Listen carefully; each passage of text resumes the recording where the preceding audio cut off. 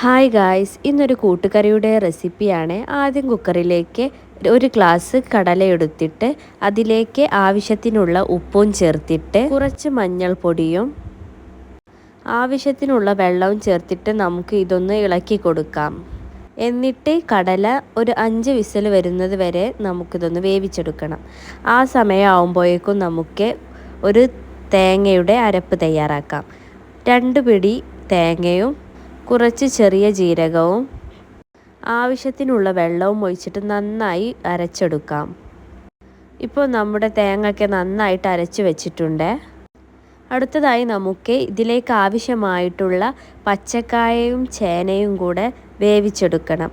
അതിലേക്ക് കുറച്ച് ഉപ്പും ആവശ്യത്തിനുള്ള മുളക് പൊടി, കുറച്ച് മഞ്ഞൾപ്പൊടി, ആവശ്യത്തിനുള്ള വെള്ളവും ചേർത്തിട്ട് ഒന്ന് ഇളക്കി കൊടുത്തിട്ട് നമുക്ക് ഇത് ഒരു 3 വിസിൽ വരുന്നത് വരെ വേവിച്ചെടുക്കാം. ഇനി നമുക്ക് ഒരു പാൻ എടുത്തിട്ട് വെളിച്ചെണ്ണ ചൂടായിട്ട് അതിലേക്ക് കടുക് വറുത്തെടുക്കണം.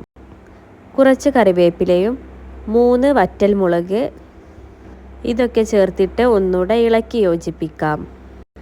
ഇപ്പോൾ നമ്മുടെ മുളകും കറിവേപ്പിലയും ഒക്കെ നന്നായി മൂത്ത് വന്നിട്ടുണ്ട്. ഇനി അതിലേക്ക് തേങ്ങ ചേർത്തിട്ട് ബ്രൗൺ കളറാവുന്നത് വരെ നമുക്കൊന്ന് വറുത്തെടുക്കണം. ഇപ്പോൾ തേങ്ങ വറുത്തത് റെഡി ആയിട്ടുണ്ട്. അപ്പോഴേക്കും നമ്മുടെ ചേനയും പച്ചക്കായും ഒക്കെ വെന്ത് വന്നിട്ടുണ്ട്. ഇനി അത് നമുക്കൊരു വേറെ പാത്രത്തിലേക്ക് മാറ്റിയെടുക്കണം.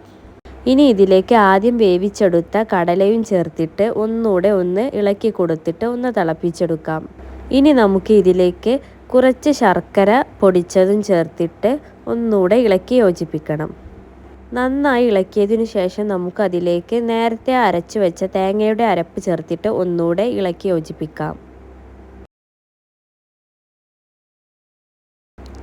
ഇനി ഇതിലേക്ക് നേരത്തെ വറുത്ത് വെച്ച തേങ്ങയും ചേർത്തിട്ട് നന്നായി ഒന്നുകൂടെ ഇളക്കി കൊടുത്താൽ നമ്മുടെ കൂട്ടുകറി റെഡി ആയിട്ടുണ്ട്. എല്ലാവരും ട്രൈ ചെയ്ത് നോക്കണേ.